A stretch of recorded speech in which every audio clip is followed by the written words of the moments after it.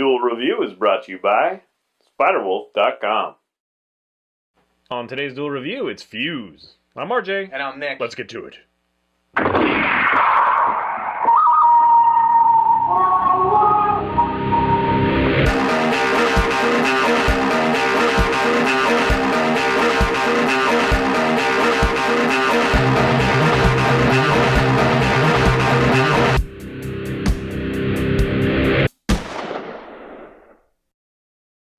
Hey everybody, welcome to the 18th of June, and we're taking a look at Fuse, the video game. That's right, and this is an Insomniac game, which also did Resistance 3 and Ratchet & Clank Full Frontal Assault.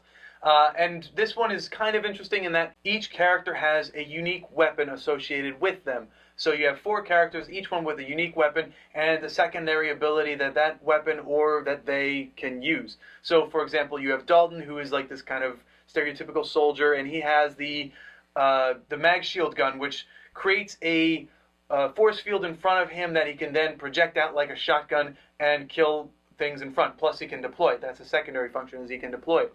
So the story follows 4 unique characters as they attempt to stop the arms race that's about to happen, which stems from the alien technology Fuse, or the alien energy source Fuse, and its creation into new weapons. So basically, you have this alien energy source called Fuse, and it's being recreated into weapons which have devastating powers, and in order to stop World War whatever, you have the 4 characters and their unique weapons brazenly going in and saving the day. Yeah, they're kind of like an elite special unit, you know, that's a mercenary kind of, you know, for hire a little bit. Yeah. Yeah. So that's pretty much the premise. What did you think of the game? Well, actually, I was the one that wanted to do this game. I didn't want to overlook it because there have been, you know, pretty bad reviews for it. I was looking forward to this game. I played the demo fairly early on, like right after it showed up, and I really enjoyed it. I have a lot of fun with games like Resistance because they have those fun weapons. And this is kind of the same thing, but you also have a squad of 4. And not only do you have a squad of 4 players, but you can easily switch between them. It kind of feels like a spiritual successor to Brute Force in a lot of ways to me. And we kind of did game labs on Brute Force. Now, that game doesn't terribly hold up, but that was one of the games that I played, and it was before Mass Effect, and it made me feel the same way that Mass Effect would later.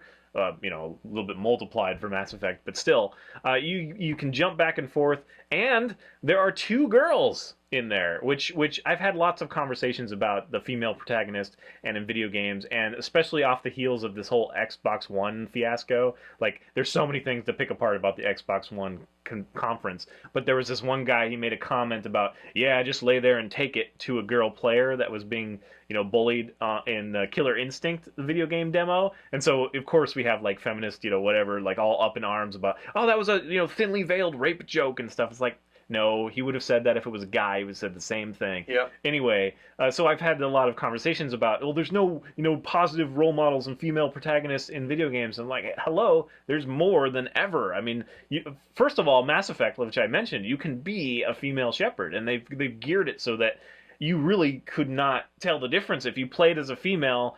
It's this. I mean, they don't break character, and they don't. You know what I mean? Like it's so well done that it doesn't like slip, and it's like, oh, I should be playing as a guy or something that. Plus, we have like the new invented Tomb Raider, which she finds her strength, and it's really kind of a great, you know, cathartic thing almost. And we just have a lot of these great characters, and they're not all scantily clad, and they're not all helpless, and they're not all, you know, total bitches, you know. And so I really also point to this game. Now, it's gotten a lot of heat, and probably the biggest reason it hasn't gotten the greatest reviews is because the story is just kind of thin. It's just kind of a stereotypical, you know, mercenary, go do the thing, and you get fun weapons. That is really all that's necessary to drive a game like this. In years past, nobody would have balked at that at all. I'm thinking of like Call of Duty, which has a decent story, but it's not great by any means. And it's just kind of a vehicle for this kind of fun action-based game. And the reviews that knock it for story and give it like a 6 or 6.5 also praise the game for being really fun to play. So it's kind of one of those things that we're starting to be so nitpicky when it comes to our video games. And just a few years ago, this game probably would have gotten like a 7.5 or 8, you know, kind of thing. So I am definitely one that has always been like all video games should have a solid story. We need that more, and I agree with them that I wish the story was stronger. We do have some funny, comic relief moments and some decent writing there. It does give a similar feel to following Nathan Drake around or something and having him do his little quips. And From not as Uncharted, good, yeah. not as good, but it does have a kind of a fun little interaction thing. Um, but it's so funny that we just flipped that switch because this game is a very solid game. It just does lack the story, and I'm hopeful for a sequel. If they did spend more time, if they find a great writer who can really develop these characters and give them the time they need, then it could be a really great sci-fi, future story. The main issue is that it's probably not going to do so well. Early on, it was getting bad reviews, and I don't think that people were canceling their pre-orders or not picking it up, and so they decided to do a time trial via PlayStation Plus. Right. And that's when I really was convinced that I liked this game, and I'm glad that they did that because I had a chance to play it, and then I just had to get it. It's digital, so I played it digitally. I don't have the physical copy, which I'm kind of experimenting with that. I don't know if that's going to be a good thing for me or not, but I figured that at least I have two PlayStation 3, so at least I could, play one upstairs and one downstairs if it didn't have split screen and do co-op. Well, actually, it does have split screen too, so Yeah. so I don't know. Another point of the reviews was that a lot of people were saying it's just not good enough AI to play with cooperatively, and I guess I would agree. But do you really want your, other partners to take care of everything for you? I mean, if you're playing it as a single player, I would think that you'd want to do all the heavy lifting. So I don't really find that much of a problem either.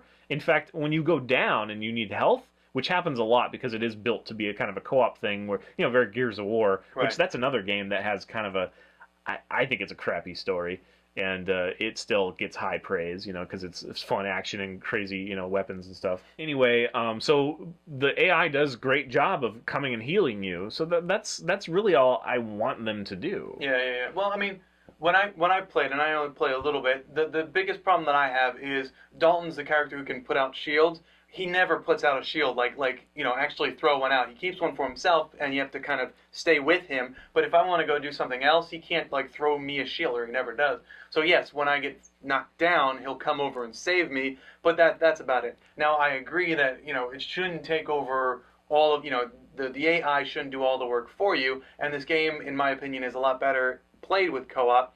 But I still wish that they had a little more presence of mind to include you in the team combat, if that makes sense, because they're all very kind of selfish, which is understandable. Yeah. I guess if it was like Rainbow Six or something where you could tell them to go over there and all that Right. stuff, it might add a totally different dimension. But I mean, look, the graphics are strong, the weapons are awesome. I mean, I think the females have the best weapons by far. Izzy's is cool. It turns everybody into this crystalline thing that you Right. can now explode. And then Naya has this. She's my favorite by far. She's got kind of this. It's a little bit Lara Crofty attitude kind of thing, and she's Okay. got this great look about her. And she has this singularity gun thing where if you mark a whole bunch of enemies and then set one off, they'll all go off. It's just Right. a lot of fun, and the sound effects are amazing, and I really do enjoy the play of this game. Yeah, I wish that there was more, and this is going to sound odd, but color. There's not a lot of color. I mean, you have grays and browns, and I then freaking love it because it's realistic. There's not a whole lot, yeah, I know, but explode. Basically, the fuse, I guess, energy source kind of looks like a cross between fire and lightning, which looks cool, but it's all like a single color, like a single orange color that kind of sprays out, kind of like fire or acid or something. But I just wish that there was more to it, and for the bits that I've played, that the color palette I wish that there was more because it just feels so bland. You're in the snow or you're against concrete, but it's all the same color palettes, which is unfortunate. I did like the bits where you have to kind of climb walls and stuff and jump through buildings to kind of avoid the giant lead foots, and the lead foots were cool. I really dug them, and the fact that you could pick up their weapons and use.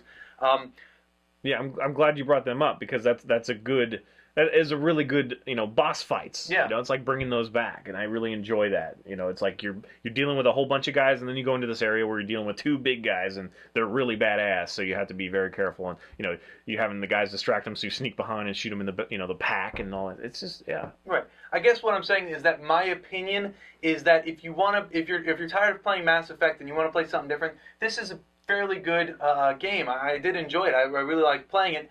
I'm just a little concerned that once I've upgraded my weapons, will I really care to play it? You know, once I've gotten through playing it. It's not even comparable to Mass Effect. No, though. definitely not. But so, what I'm saying is, if you're tired, if you've played Mass Effect, I would say if you're Dead, tired of Modern Warfare or Call of Duty, that's what I would say. Okay. Well, I don't think you can touch that, because I think if you say, hey, Mass Effect, if you like Mass Effect, you'll like Fuse, people will be like, and I know that's not what you're saying, but it sounds like okay, yeah, okay, I agree with that. Yeah. There is a lot of fun in it, and I do like a lot of the little quips that they say between each other. You know, the characters say between each other, and I do like the fact that you can leap from one character to another, and I like the fact that they talk about quantum leap at sometimes when you're doing that. So it is a lot of fun doing that, but.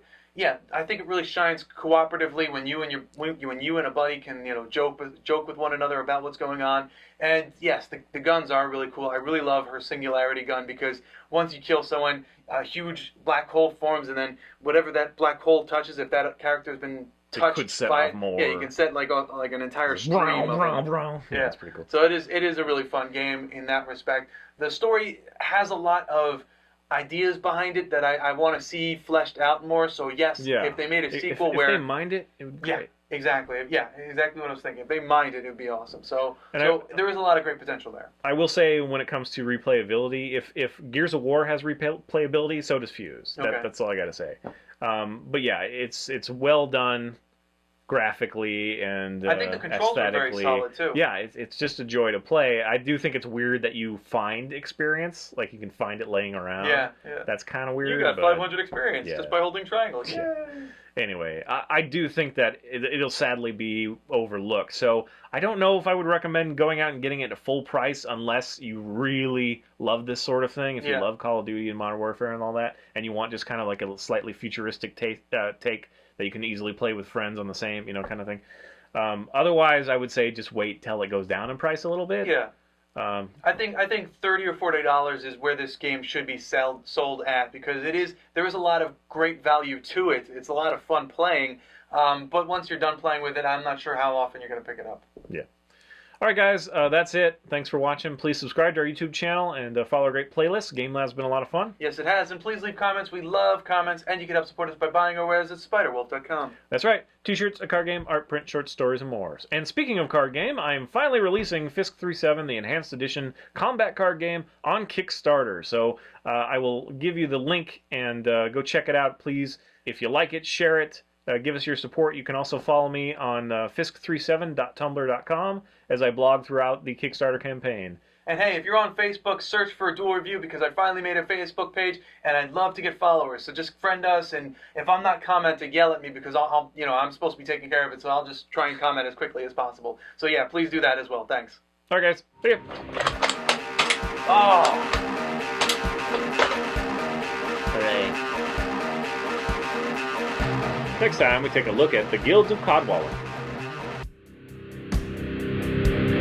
When I was playing the demo, I'm pretty sure it was Jacob threatened to put me in a room with his cat. I like that it has humor there. And then like during the loading screen, it was like, we're gonna give you some subliminal message. Buy Fuse, buy Fuse, buy Fuse. Quantum Leap should come back. Buy Fuse. And I was like, yeah, Quantum Leap should come back. So again, just kind of introduce the maker and. You know the kind of the crux of it, right? Yeah, I wrote down a lot. Use the 4 heroes with their fuse-based weapons to stop the alien energy source from falling into the wrong hands. Hey guys, welcome to Tuesday the 18th of June. We are doing Fuse the game. That's right. You just keep going. Oh, right. This is weird. Okay. You're the one that wanted to do new format. Well, I think we both did. Well, I just wanted to write things down. Hey guys, welcome to Tuesday the 18th of June. We are doing Fuse, an Insomniac Games. Game?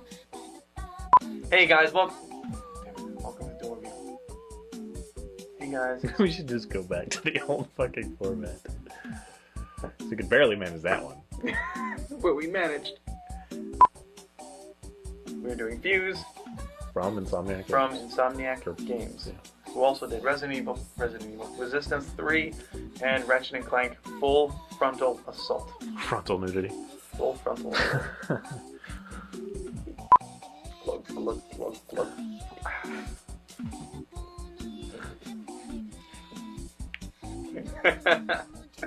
Okay. Why don't maybe we should just do I'll do the date, and then you say that's right, it was done by blah blah, and here's a short synopsis of the story and whatever, and then back to me for my thoughts. That sounds good. Okay. Well, we're tied for the new season. New season. 2 years for one season. Almost 2 years. 4th of July will be 2 years. Yep. Seems like longer and shorter at the same time. It really does. That's weird.